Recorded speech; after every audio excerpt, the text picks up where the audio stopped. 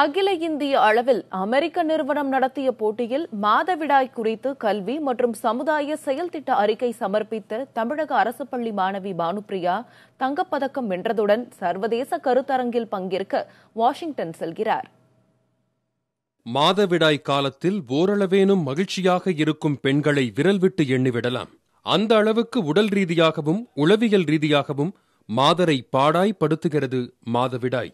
குறிப்பாக பருவமெய்திய புதிதில் பெண் குழந்தைகள் சந்திக்கும் உடல் உளம் சார்ந்த பிரச்சினைகள் ஏராளம்.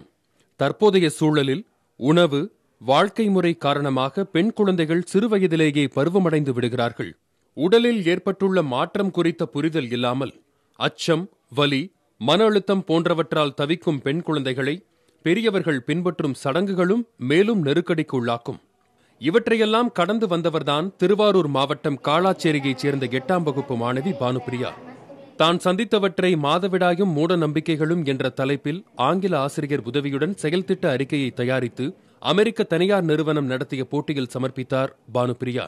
அவரது வலிமிகுந்த அனுபவத்துக்கு 50,000 ரூபாய் ரொக்கப் பரிசு மற்றும் தங்கப்பதக்கம் வழங்கியதுடன் வாஷிங்டனில் நடக்கும் சர்வதேச கருத்தரங்கில் பங்கேற்க அழைப்பும் விடுத்துள்ளது அமெரிக்க நிறுவனம். பீரியட் அப்போ பொண்ணுங்க எவ்வளோ கஷ்டப்படுவாங்க அப்படிங்கிறத பற்றி தான் இந்த ப்ராஜெக்ட் எடுத்தேன்.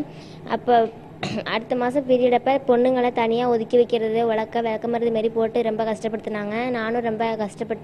நானும் இதை அணிவிச்சிட்டு ரொம்ப கஷ்டப்பட்டேன். இந்த ஊர் மட்டும் இல்லாமல் பக்கத்து ஊர், இந்த வட்டம், ஒன்றியம், மாவட்டம், இந்தியா ஃபுல்லாகவே இந்த பிரச்சனையை தீர்த்து வைக்கணும் அப்படிங்கிறது தான் என்னோடய எய்மே. அவருக்கு என் ஃப்ரெண்ட்ஸ் எனக்கு ரொம்ப ஒத்துழைச்சாங்க. இன்னும் நிறைய அவேர்னஸ் கொடுத்து இந்த பிரச்சனையை ஃபுல்லாகவே ஒழிச்சிடணும் அப்படிங்கிறது எனக்கு ரொம்ப ஆசையாக இருக்குது. நேஷனல் லெவலில் நடக்கக்கூடிய போட்டியில் எங்கள் பள்ளி 2016, 17, 18 தொடர்ச்சியாக 3 வருஷம் நாங்கள் கோல்டு மெடல் வின் பண்ணிகிட்ருக்கோம். அது மட்டும் இல்லாமல் தொடர்ச்சியாக 3 வருஷமே 50,000 ரொக்கம். இது வரைக்கும் கிட்டத்தட்ட பரிசு தொகையே 2013 இது வரைக்கும் பரிசு தொகையே கிட்டத்தட்ட ஒரு 2.5 லட்சம் வரைக்கும் வின் பண்ணியிருக்கோம். இதுக்கு முழு காரணம் என்னுடைய மாணவர்களும் கூட ஒர்க் பண்ணுற டீச்சர்ஸ் அண்டு எங்கள் கிராம மக்கள் எல்லாருமே ஒத்துழைப்புனால தான் இது சாத்தியமாகுது.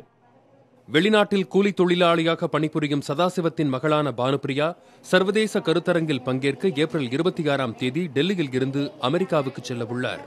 புதிய தலைமுறைக்காக செய்தியாளர் ராஜசேகருடன் கவியரசன்.